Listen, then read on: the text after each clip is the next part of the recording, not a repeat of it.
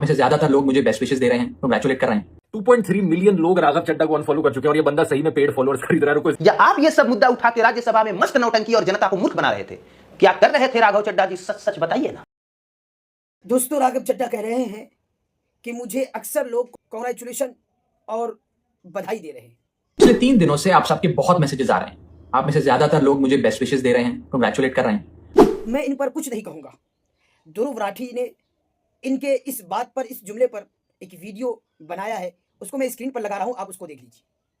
2.3 million लोग राघव चड्ढा को unfollow कर चुके हैं और ये बंदा सही में पेड फॉलोअर्स खरीद रहा है। रुको, इसका प्रूफ दिखाता हूं आपको। ये देखो, इसके प्रोफाइल पर जाओ और फॉलोअर्स पर क्लिक करो और यहाँ पर आपको ढेर सारे ऐसे प्रोफाइल्स दिखेंगे जिनकी कोई प्रोफाइल पिक्चर ही नहीं है। स्क्रॉल करते जाओ, इन सारे प्रोफाइल्स की कोई प्रोफाइल पिक्चर नहीं है और इन पे हॉवर करो। देखो, इन सारे अकाउंट्स के 0 फॉलोअर्स हैं, 0 फॉलोअर्स, और ये बस 4-5 लोगों को फॉलो कर रहे हैं। ये सब के सब बॉट अकाउंट्स हैं। किसी भी एक पर क्लिक करके देखो, 3 डॉट्स पर जाओ और अबाउट दिस अकाउंट में आपको देखने को मिलेगा डेट ज्वाइन। ये सारे के सारे अकाउंट इसी महीने लिटरली 2 दिन पहले बनाए गए हैं, जब से अनफॉलोइंग शुरू हुई थी राघव चड्ढा की। यहाँ पे कहीं भी स्क्रॉल करते जाओ, सारे फॉलोअर्स, किसी भी रैंडम पे क्लिक करो और जाओ अबाउट दिस अकाउंट अप्रैल 2026। बेशर्मी की हद देखो। और फिर राघव वीडियो बनाकर कहते हैं कि आप में से ज्यादातर लोग तो मुझे बेस्ट विशेस दे रहे हैं। पिछले 3 दिनों से आप सबके बहुत मैसेजेस आ रहे हैं। आप में से ज्यादातर लोग मुझे बेस्ट विशेस दे रहे हैं। वो बेस्ट विशेस इसलिए दे रहे हैं कि आपने वर्ल्ड रिकॉर्ड तोड़ दिया है, most number of unfollows on Instagram in 24 hours. जी हाँ, आपने बिल्कुल सही देखा है कि अब इनको 2.3 मिलियन लोग अनफॉलो कर चुके हैं। अब पेड फॉलोवर इसको लेना पड़ रहा है। यही होता है कि युद्ध का ताकत। जिस नौजवान ने, जिस युवा जनरेशन ने आपको इज्जत से नवाजा था, ऊंचाई पर लेके गया था, आज वही आपको गिरा रहा है। बहरहाल, बस आपसे तमाम लोग और सबको यही सवाल कर रहे हैं कि आप जो लोगों के मुद्दा उठा रहे थे, जो लोगों की आवाज बन रहे थे, जिस सिस्टम के खिलाफ थे, आप खुद उस सिस्टम में शामिल हो गए हैं।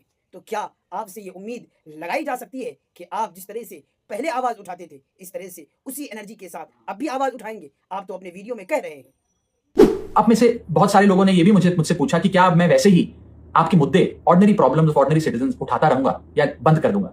मैं उन्हें विश्वास दिलाना चाहता हूं कि मैं आपकी प्रॉब्लम्स को लगातार और एनर्जी के साथ और जोश के साथ उठाऊंगा। और अच्छी बात यह कि अब हम उन प्रॉब्लम्स की सॉल्यूशंस को भी ढूंढ पाएंगे और उसे इंप्लीमेंट करा पाएंगे। यही सवाल इस भाई भी कर रहे हैं। देखिए आप लोग। राघव चड्ढा जी, अब तो आप बीजेपी में चले गए, मतलब देश के पीएम मोदी से आपका डायरेक्ट कनेक्शन हो गया। तो ये जो आप राज्यसभा में खड़े होकर जनता के मुद्दे उठाते थे, वो मुद्दे मोदी जी से अवगत करा के डायरेक्ट सॉल्व नहीं करा दीजिएगा?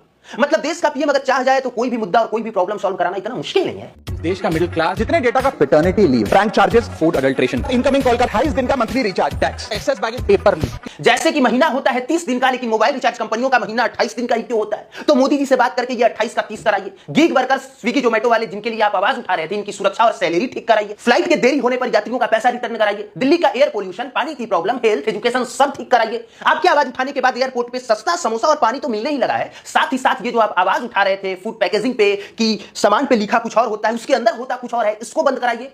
और उसके साथ साथ सबसे गंभीर समस्या, देश में जितना सामान मिल रहा है, हर सामान में मिलावटखोरी हो रही है, उस मिलावटखोरी को बंद कराइए। क्यों राघव चड्ढा जी? यही सब मुद्दा उठा के आप चर्चा में आए थे ना। तो अब तो आप अपने साथ आम आदमी पार्टी के 6-7 राज्यसभा सांसदों को लेके गए हैं। मतलब बीजेपी में आपकी बात भी सुनी जाएगी और इतने दल बल के साथ जाइएगा तो जाहिर सी बात है कि मोदी जी भी आपकी बात को इग्नोर नहीं कर पाएंगे। तो प्लीज राघव चड्ढा जी, मोदी जी से इन सब प्रॉब्लम से अवगत कराइए ना। और जो मुद्दा आप राज्यसभा में उठा रहे थे, उन मुद्दों को मोदी जी से कह के सॉल्व कराइए ना। या आप ये सब मुद्दा उठा के राज्यसभा में मस्त नौटंकी और जनता को मूर्ख बना रहे थे?